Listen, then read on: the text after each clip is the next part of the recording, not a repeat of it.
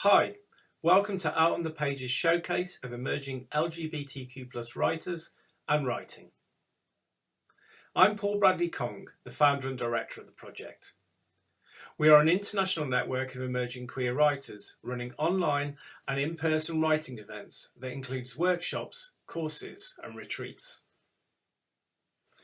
All the writers in this showcase are members of our growing network, and if you want to join us or find out more about us, visit our website or find us on social media by simply searching Out on the Page.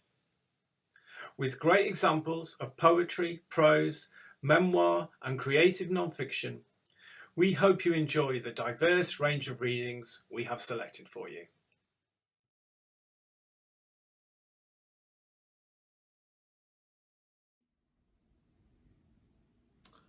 Not your GBF.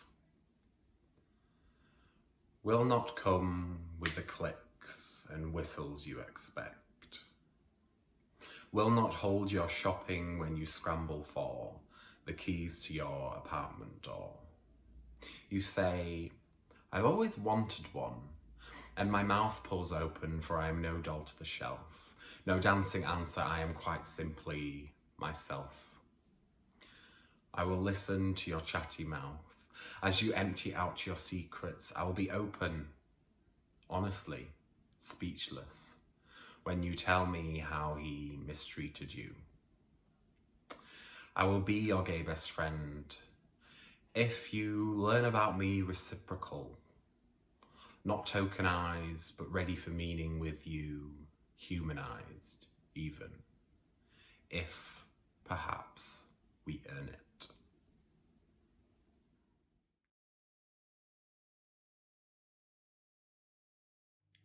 Pancake Day.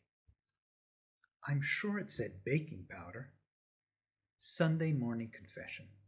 When I'm alone, I don't bother with the recipe or measurements for pancakes. I mix an egg, flour, milk, and a few other bits and bobs, and pour it into the big frying pan. As long as the result is in the omelette, crepe, griddle cake continuum, it'll taste good. They sometimes look odd, though. Once my creation stiffened and curled up at the edges like a Yorkshire pudding, but it was still nice. Was I meant to put in baking powder, I wonder? Or maybe it was just too much egg whisking? Shortening means oil, right? But since he's coming to brunch today, I decided to look up the recipe and make proper pancakes. I opened the falling apart cookbook to the stained page with my mother's recipe. It's been a while. What's an ounce when it's at home? Does shortening mean oil or any type of fat? I have some margarine. I tried to remember how this worked when I was a kid, watching and helping make pancakes, but mostly eating them. Can I use orange juice instead of milk? A sudden panic. Does he eat dairy? Who knows these days? An old Jewish secret. You can use orange juice instead of milk. This was done well before soy and other milks came on the scene. This served many Jewish housewives well when baking cakes to be eaten after meat meals. They had to be dairy-free to keep kosher. Would my new goy friend understand this? A bit of cinnamon will spice it up. Mixing cinnamon and sugar was the affordable pancake topping you'd never get away with today. Best leave that one in the past. A bit of cinnamon in the batter will do nicely. As I fried the pancakes, I remembered the fake maple syrup we had when I was a kid. That was almost all sugar anyhow. The doorbell rang. He's early, I complained to myself, hurrying to pull off the dull brown apron. I hope he doesn't mind some sugar. It smells lovely in here, he said. I hope you haven't gone to too much trouble. Not at all, I feigned graciousness. He looked good enough to eat. I brought some orange juice, he said, opening his satchel. And Prosecco, of course. Thank you. I was smiling too much. I took them from him as he took off his coat. Shoes, I said, pointing down as I closed the door behind him.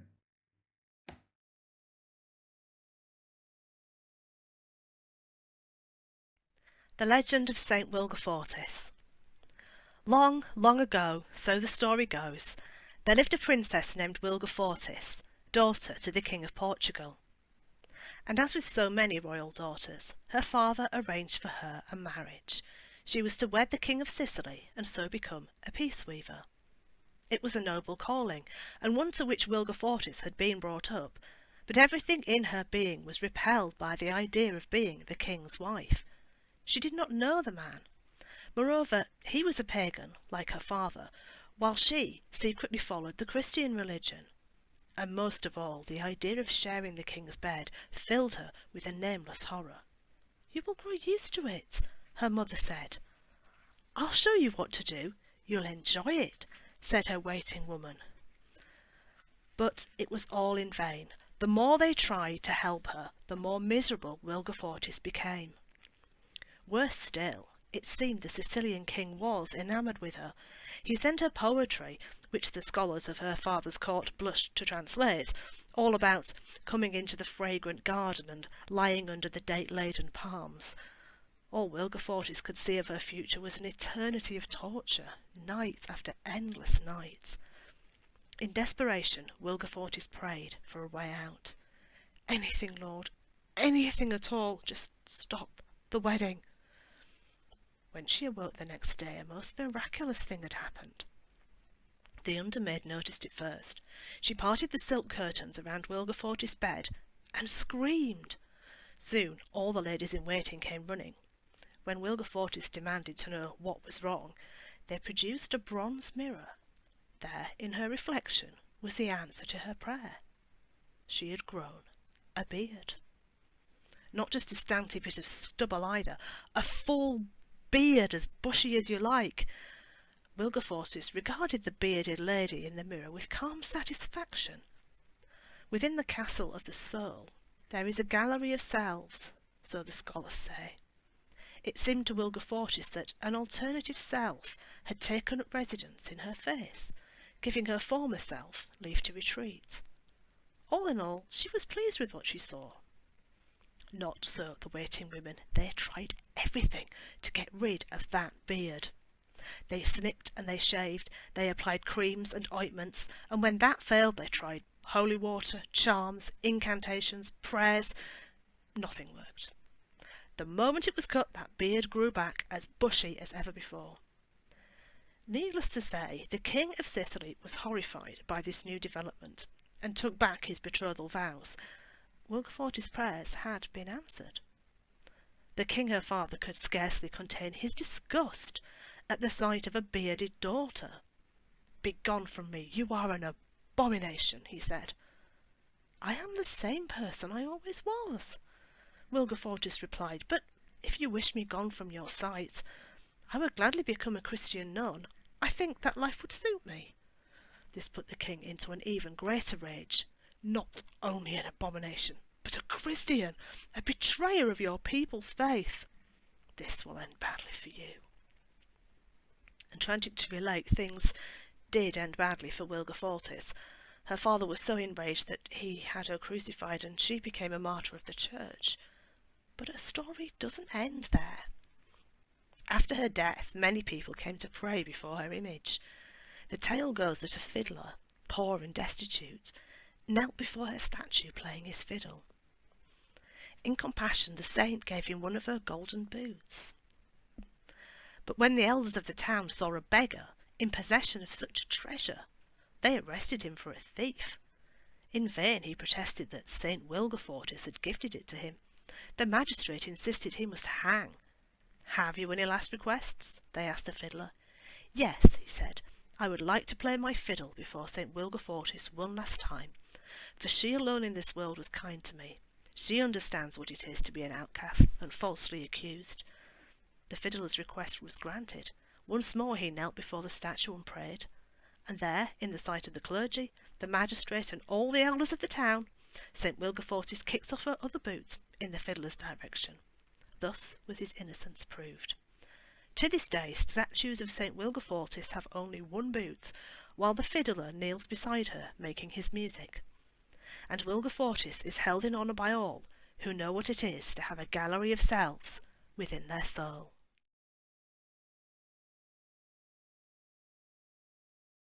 The gap between my Christianity and my sexuality is not a void.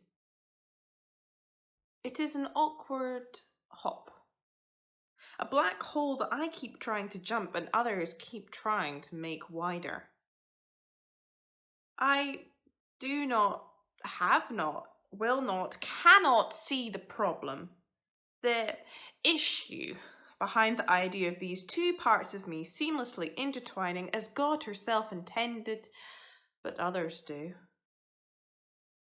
I try to, will to, struggle to, fail to not care that my mere being, the single uninteresting fact of my existence, so very much offends those who claim to love me for what I could become. For what I should become, if only I would let them tear themselves into my skin, carve out my insides, and systematically cut apart my soul until I was left a shell, full only of their idea of what a life should look like, of what love should look like. Am I destined to be forever deemed a traitor in both camps? An awkward hanger-on of both communities? Two identities, two families, both flawed, both judgmental, both insistent that there are right and wrong ways to belong. Some days I just want to be simpler, to be accepted, to choose one or the other, to allow myself to be made smaller and more manageable and more understandable until I am only what other people want me to be. But I am made of too strong stuff and starlight for that ever to be possible. And despite the efforts of others and occasionally myself, I continue to be exactly as God stubbornly created me instead. Some days, the gap between the spiritual and the sexual in my life is as large and gaping as a gulf. Some days, it is as small and insignificant as an unsung song. Just a selection of notes and words, held in my chest, syllables trapped in my mouth, tongue ready to share with the world, if only somebody would let me sing.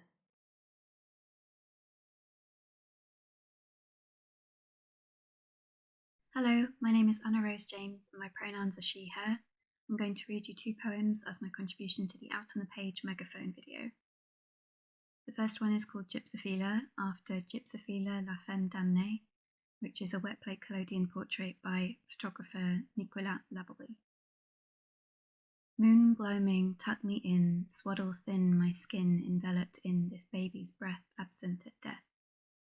Chest whirl, toe furl, Paris made pearl of the old world, white-edged, body wedged with sometime painted sign in shades of pink and sod heart sink. Cushion forming, figure warming, ever fading never, here your aggressive ornamental. And the second piece I'm going to read is called Bessie, and it's from my upcoming collection co-written with Liz Chadwick-Pywell, coming out soon with Stairwell Books. It's inspired by Bessie Coleman, the American civil aviator. I think I could be brave for you, Bessie, if you suffered a flight of fancy to take me on a tour of my stomach in the company of clouds, traversing with the sun and its classmates. Perhaps we can break a few rules and bones, frivolous damage in the wake of our love. After all, we'll get up again. This is not your fixed point in time. Perhaps we can save one of your cracked ribs and fashion a new disaster of gentler sorts. A queen of blue and silver in your image.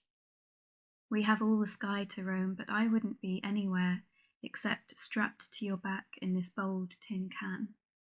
Let me be your wing woman in this one-room school of hopes and dreams.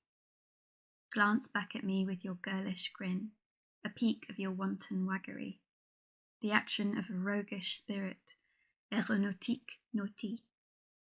Let us paint a jest of physics in the language of the skies. Be seen from many angles, like the moon cameoing in countless windows, bring the grounded some sharp, delicate relief. Your whole being, a collapse of tension, a trip, an embrace. Disarming. Freedom. I find it odd that no one else remembers your smile, that the portrait they all honour is a sombre affair, separating you from your body. I'll always hold the version of you that I caught in the slipstream, the rush of your knowing look, a joke shared with a carefree look over your shoulder as if to say, "Are you sitting comfortably? Let's go."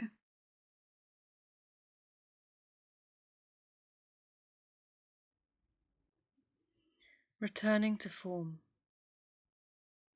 In Oystermouth, the dead are rising unnoticed. Advertised woodland burials rejected by the rich earth. Dull, heavy worms mouthing shards of thoracic vertebrae spit dirt, hawk up tasteless DNA as they shuffle through the wild daffodils promised to the mourners, stare dolefully at primroses, avoid being crushed by the undertaker's boots. Below the early spring buds, so cheerful on the website, fingernails scrabble roots, feel yellow sap peel past eponychium and into the blood, get it churning. You can juice petals, my grandmother said, and now she is pressing roots into compost between metacarpals, palming them furiously, crushing new life for herself. The ground stirs.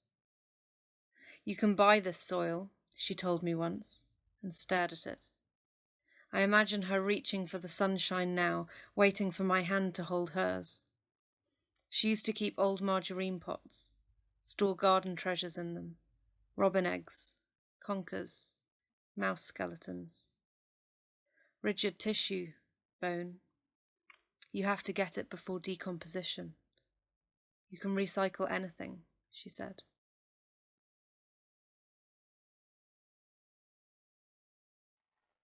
Hazel blinked only once. That was all she was allowing. They had finally found her. "Hello?" the bloodhound called. Steps followed. "Little girl? We're here to help." Hazel shuddered. He could see her. She knew what came next. Her heart panged at her faded memories of the executions. Firing lines in dusty streets. Ancient prayers being called out over the sound of gunfire. And the ones that tried to run? Their pounding footsteps, their heavy pants, their delayed deaths. Hazel was to be cleaned now too.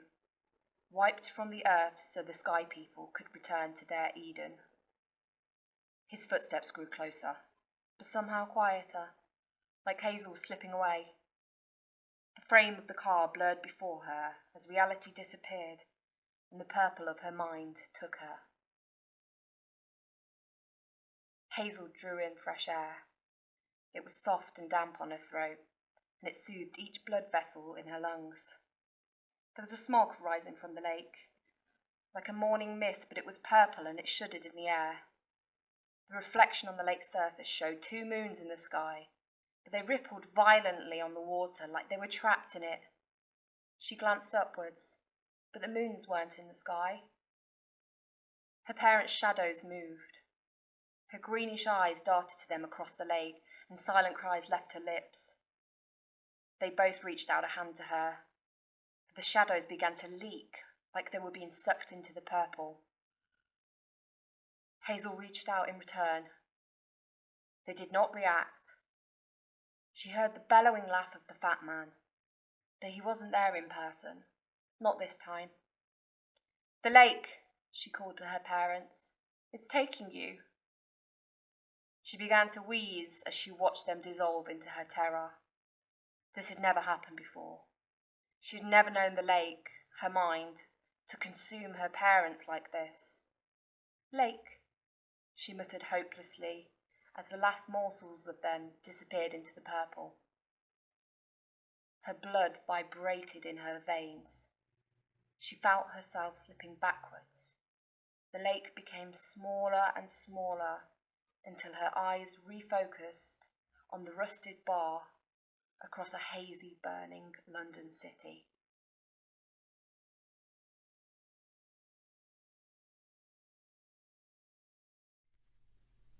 Hello, I'm Matthew Keeley, and this is Chapter 1 from my novel, The Stone in My Pocket. August 1999. At first I thought it was the cat. Sometimes Freya would be out there in the garden at night yowling to come in or chattering at birds she couldn't catch. Or if it wasn't her, maybe a fox. I'd heard them howling like babies in the dark a few times. Then it wailed again. No, not a wail, duller than that. A moan. That's when sickness lurched in my stomach. The same kind of plummet when you realise you've been caught lying again or your parents ask you a question you don't want to answer. I knew the noise wasn't Freya or a fox or any animal. It was coming from a person, a voice. I wouldn't have heard it if my bedroom window hadn't been open. I only did that in summer.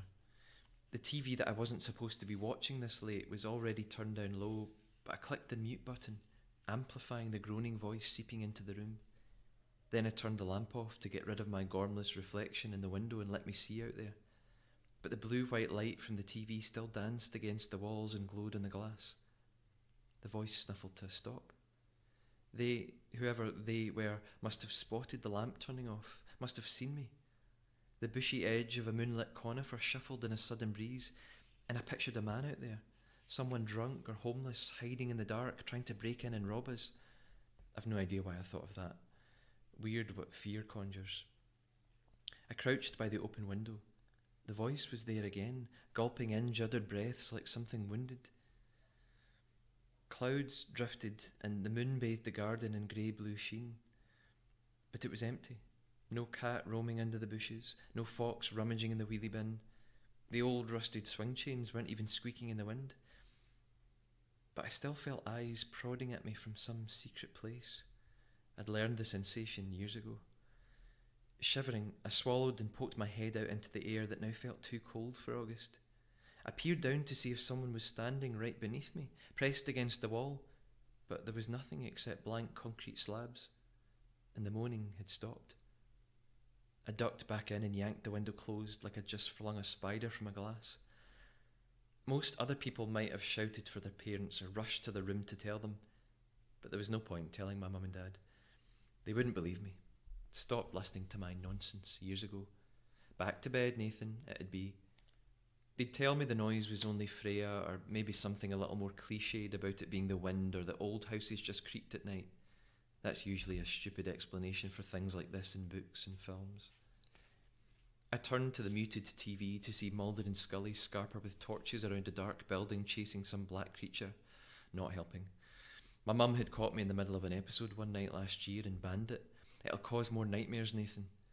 What other 17-year-old still had their parents telling them what they weren't allowed to watch?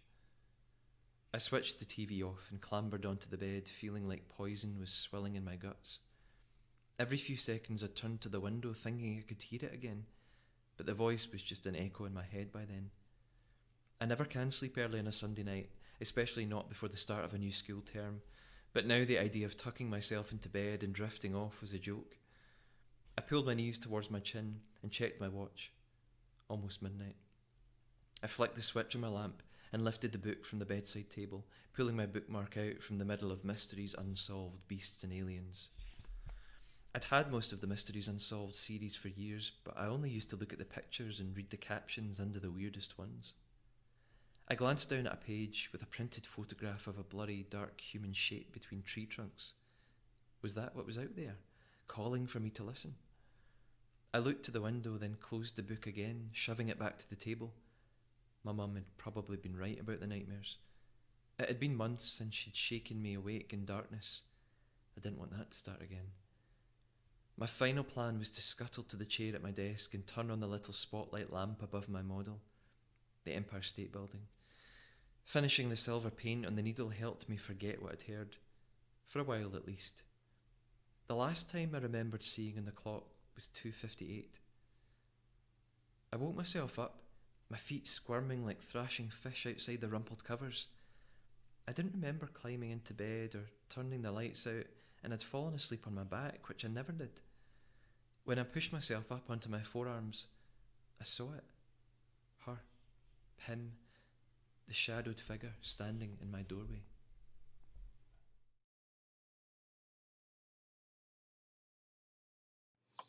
Hello, my name is Gurnam Baba and I'll be doing 3 poems. First one's called City Nights.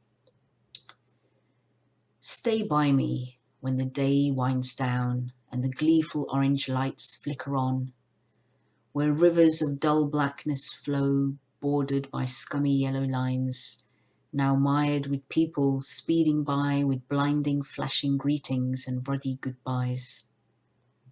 When the buildings come alive, boasting their electric billboards with pride, which colour the blinking, jostling people below, those with places to go, people to see, purpose in a business-like stride. Those who've come to drop their jaws so far from home, lining up to peer at the heart of the big city. Those with the glassy-eyed look of hopelessness, often masked by toothy smiles. Stay with me when the metal whalers in their blue lights and polished glory howl into the night in pursuit of repeated tragedies.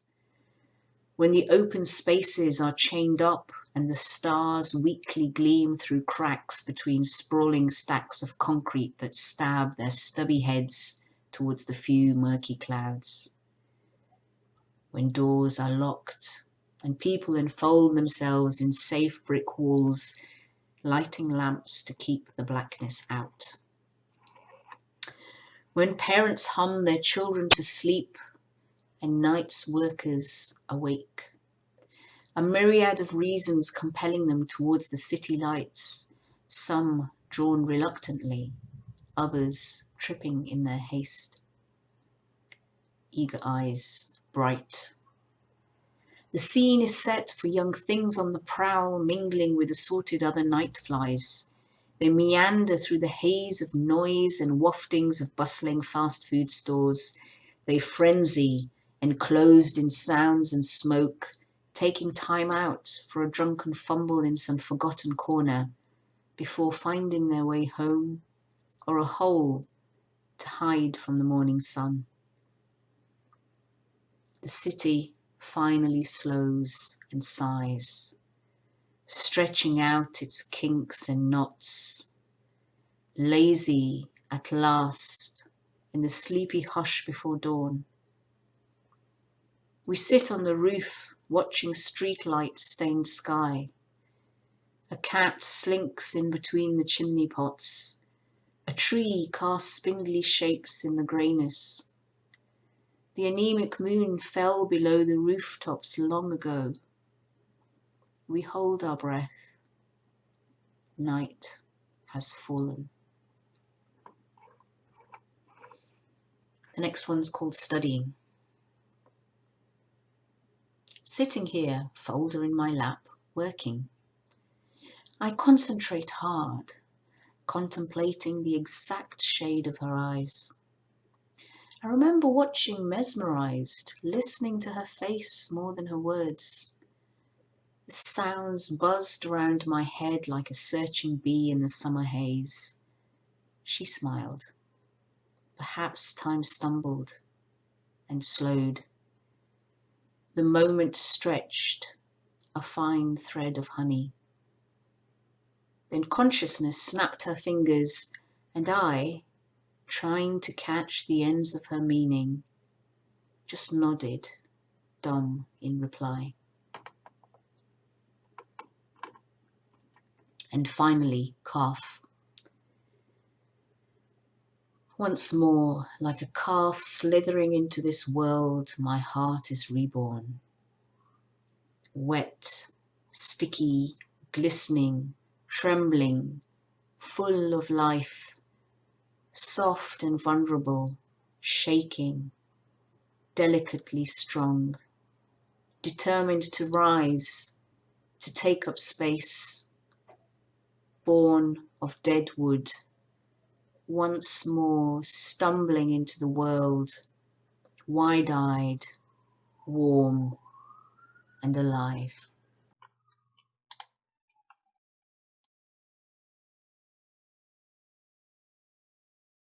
Bath time. Wrinkle my toes on the scorching hot pillar taps. From the deep they emerge as periscopes. Air tunnels in between and touches my skin. The gentle lapping sounds of a warm Pacific lagoon. I fold in my legs. Mum's exfoliating sponge and pumice stones, the coral reef beneath my childish feet. The candy floss consistency of bubble bath, rising high like islands above my knees. The atoll rings of the soapy film thin around my thighs. Mum returns, towel in hand, fresh from the airing cupboard.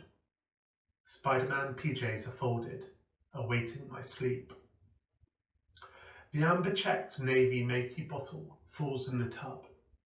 More bubbles, but it really is bedtime. The girls are already in bed. Kindergarten's early tomorrow. Mrs. Henderson's expecting me to be sweet. My Playmobil boat capsizes as I lift my hands on the silver grab rails.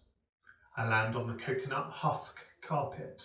The buoyancy of the bathwater sees it fold and tilt. I remember so little now, not due to the passing years, but because I internalised moods, not images nor scenes. I absorbed Mum's tenderness like a beach towel after a satisfactory swim. It's the end of the summer holidays, and what little I have done, but moon over boys and their packs at Southend Beach, desire them, want to be like them, wear their effortless smiles.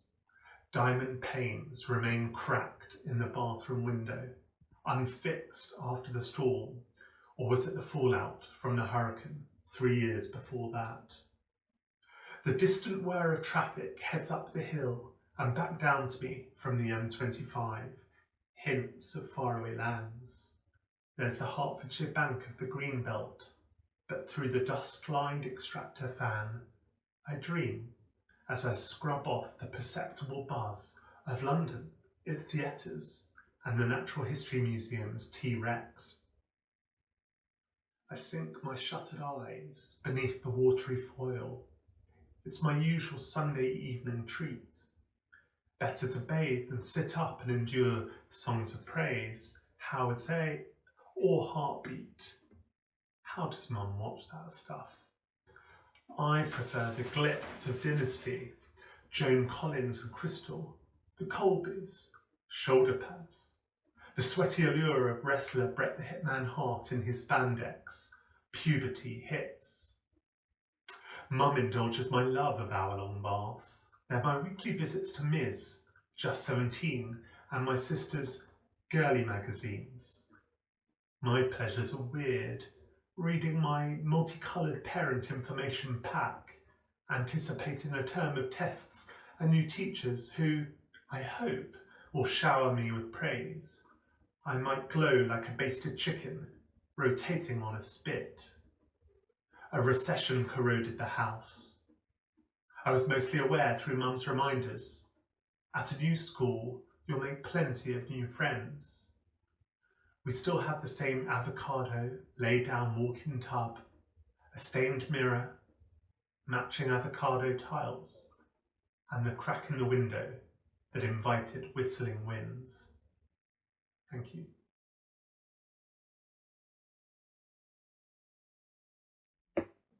Vixen. Noun, a female fox. Informal, a spirited or quarrelsome woman. Exhaustion pierces me to my marrow. Your cry slides into my veins and carries with it an ache that branches out across my body.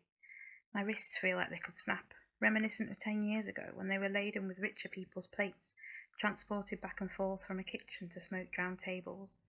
Except now there's no break. Not for months or years, maybe ever.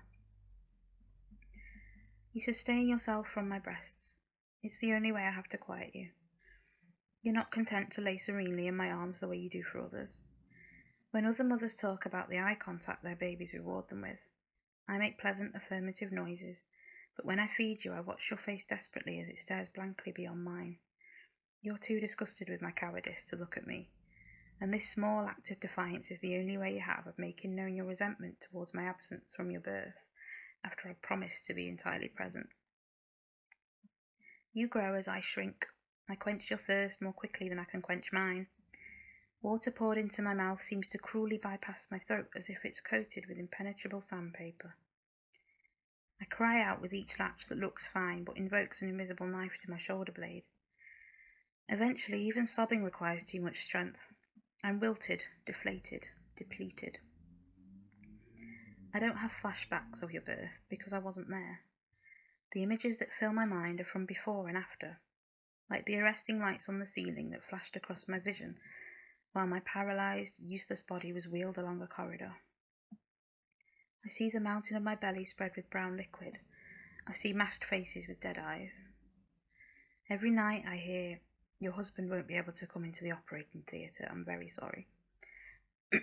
He snores beside me now, proudly martyring himself to diagonal sleep in his noble refusal to abandon us to the spare bedroom. He's oblivious to our screams. I need a few minutes, just a few, away from your jarring cry that floods my nervous system with icy terror, just like the alarm that accompanies my memories. I don't know if it's the sound of beeping monitors or the beginnings of your cry from inside me or something else. I'm like a glass held too firmly, squeaking under the pressure, about to shatter into shards that could slice everyone within reach. You need to be away from me. I need to put you somewhere safe while I have a rest. The doorstep seems like a good place. I could put a sturdy door between us then, and it will form a shield to protect you from me. Over the threshold, maybe sound will cease, and your anguish will melt away, and I'll get a splash of sleep. Then I'll be able to hold you safely again. It's cold outside, though. One thing I know through all of this confusion is that I'm supposed to keep you warm. I know my skin is best, and tightly tucked blankets are fine, but I'm not sure they'll be enough against the chilly autumn night. The dustbin starts to look like a sturdy outdoor cot. It's the right size, and I can place you gently on its squishy black plastic pillow. This seems as sensible as becoming a mother to find myself, or allowing countless strangers to put their hand inside my vagina because they said I had to. It's as logical as smiling serenely in the face of every misinformation, every patronising smirk. The lid of the dustbin will act as a canopy to shield you from the salty breeze and hide you from the foxes, hopefully. I wonder if they'd sense the warmth of your soft beating body. They might hear your wail or smell your milky breath and the sweet odour of your nappy. I imagine they're well practised at knocking off bin lids. These seaside streets are often littered with the discarded remnants of residents' lives, shredded and chewed by foxes' teeth and seagulls' beaks. I picture a vixen discovering you in your alfresco refuge, eyes wide at the delicious bundle. She might carefully take you home and nestle you amongst her warm, soft cubs, and maybe you'd like that. Perhaps she's exhausted and undernourished too, and wants to keep just one thing for herself without thinking of others first. Even as I empathise with the vixen, I know with every enervated fibre of my being that I don't want her to take you any more than I wanted a surgeon to yank you from my womb by your face. You belong to me almost as much as I belong to you. Like the lighthouse on the rocks, the only thing clear through the fog is that keeping you in one happy, healthy peace is my life's purpose. So I'll keep you in this bed against my sore, tired body, and we'll wait together for this torturous, exquisite time to be over.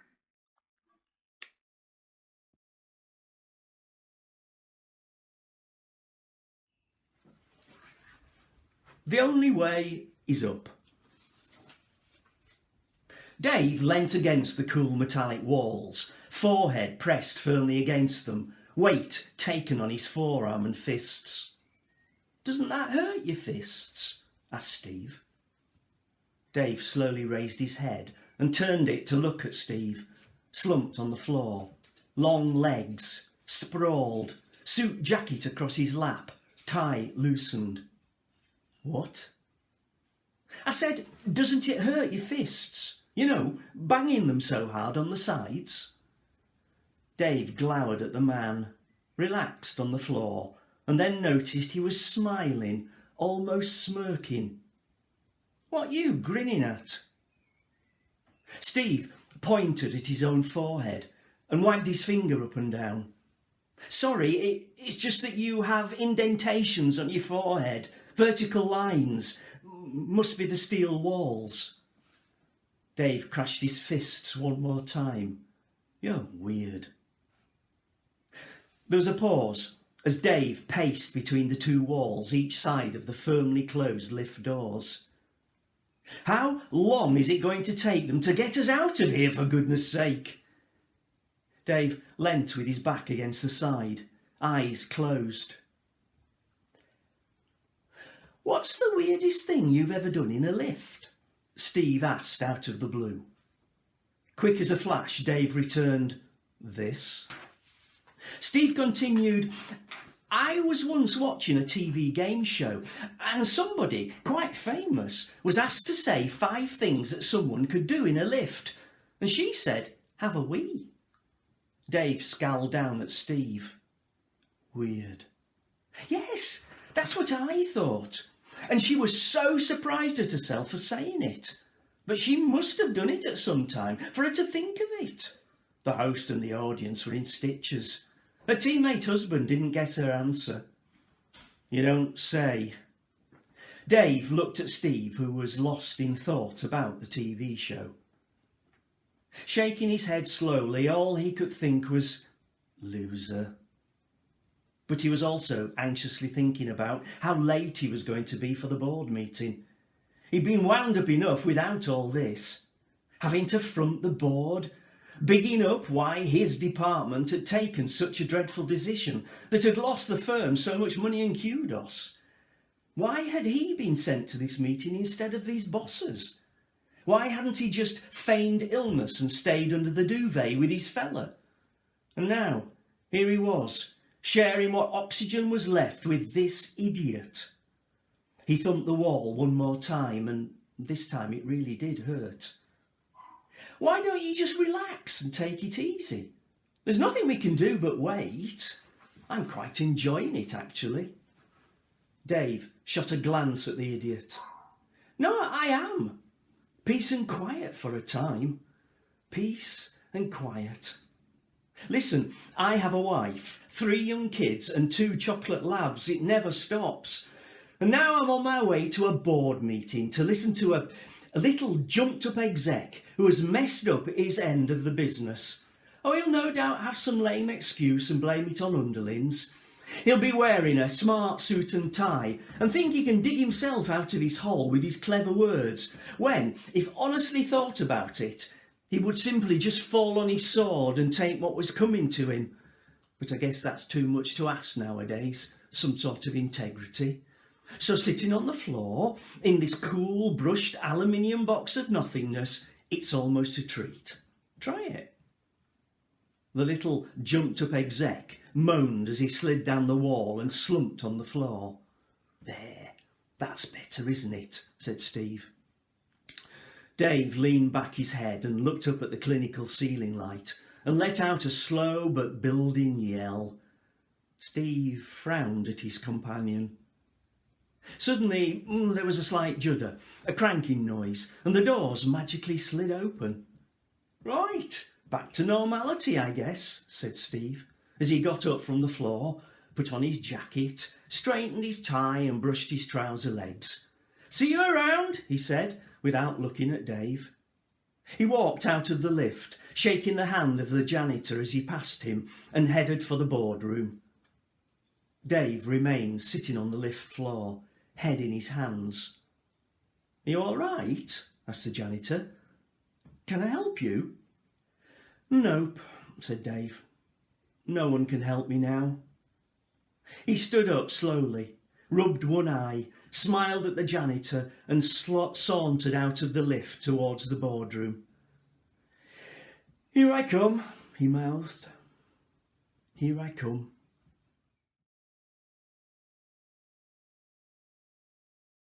This is an awkward moment from when I was in a bookshop in Wellington in New Zealand doing research for my latest novel. And I was in this bookshop with my main character. We were looking for books together, she and I, on suicide. So the bookshop owner was wanting to be helpful, and he was being helpful, and it was awkward. It was both. He said, "By the way, are you okay?" He actually asked this, which, thanks again, was very helpful. Grist. Writers are such cold-hearted, or perhaps I should only speak for myself here, scavengers. It was the "Are you okay?" shop one to avoid, in my character's opinion. Although I too felt I might want to avoid the shop for a few weeks or months after this event that was partly taking place in my head, my main feeling was that of delight to have found such an eager, unwitting participant in my future book. If you'd like to read more about this, it's in a piece called Are You Okay? In Moxie magazine, and I'd love to hear if you've had anything similar happen to you in a bookshop. My name is Mia Farlane. Thank you.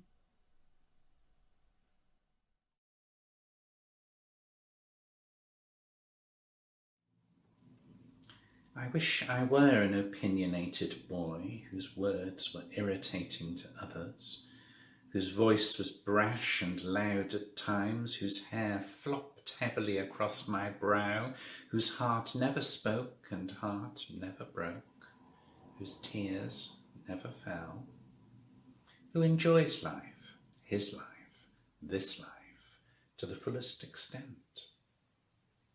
If I were that opinionated boy, the world would be my oyster, and I would not have to endure the patronage of those with more power than me. I myself would be in training to patronize. Straight and white opinionated boys who let no other opinion count. I still wonder where my destiny might lie. But they don't.